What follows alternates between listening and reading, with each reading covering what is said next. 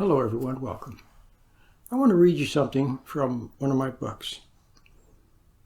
Responding to evil pressure at the mental or psychic level results in a series of responses, beginning with wrong belief and doubt of truth, followed by emotion.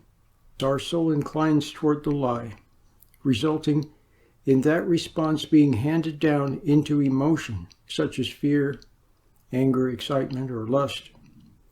Next comes secondary responses of the flesh, such as tension, nervousness, and a variety of other symptoms of that response. Remember, it began at the soul level with misplaced belief or in giving in to doubt. And then come all the symptoms, physical and emotional responses and compensations that the mind and body are forced to bring forth due to the soul's error. So, pressure. We've all known pressure. Some of us have known severe pressure from the time we were little children. And what pressure does when you react to it is it takes you away from your calm center of dignity, and you fall into thoughts and emotions. And one of the main things that you end up falling into is doubt. You see, when you're in the truth, in other words, when you're happy and carefree and you live very close to your intuition and your conscience, like when you were a little tiny child, you're basically bathed in it. But when you're separated from it, now there's a bit of distance there. And now instead of faith, a quiet state of well-being in that good, in that truth, in that love, now you sense doubt. And doubt is a very painful thing to feel, doubt. And doubt becomes often fear.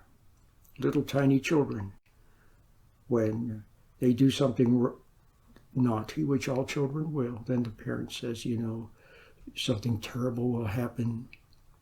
When I was a little kid, they used to talk about the boogeyman coming to get you, that type of thing. Well, little children are afraid of that kind of thing. So it's very frightening to the little child. But all I want to say is that when you then fall into the emotion, into the fright, into the fear, or whatever emotion you fall into, then automatically there's doubt, because once you're in the emotion, you're separated from the calm state. Do you see that? So then all you know is doubt, unless you can find your way back. Now, most of us, all we've ever known is having been pressured and fallen into the flesh, into the mind, into the emotions, into the imagination, and into all the things that we react to. And we've never found our way back to that calm center of dignity. So that's one of the problems with pressure. It causes doubt. So, and then from doubt then comes fear. So what you must do now is meditate with my meditation, so you can refine your calm center. And then you have to watch the symptoms as they arise from a lifetime of living in doubt and fear and upset and anger and everything else, and living in the thought stream and subject to other people's wills and their pressures and their suggestions. Do you see what I mean? Do you see that when you fall away from that calm center of dignity where there's a faith, an abiding self-confidence, then when you fall away from that, then whatever people say, you don't know if it's true or not. They make suggestions. You don't know if it's true or not. You struggle with the idea. You don't know how to defeat the idea of their suggestion, and so you go along with it. You see what I mean? So you must refine that center, and then you must watch the symptoms as they arise, because all your life you've been reacting and doubting and fearing and emotional, And now those will return. When you encounter something that looks like, or sounds like, or feels like, or resembles something in the past that upset you. Do you see what I mean? And the symptoms will rise. It's like a conditioned response. Learn to just watch them. Don't get lost in them. Don't fall into them.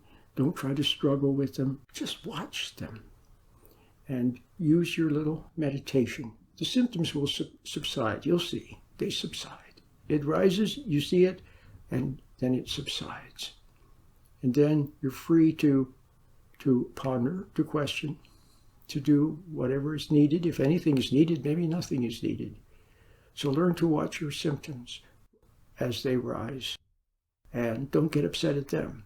See, any upset separates you from that calm center of dignity and abiding faith and abiding self-confidence.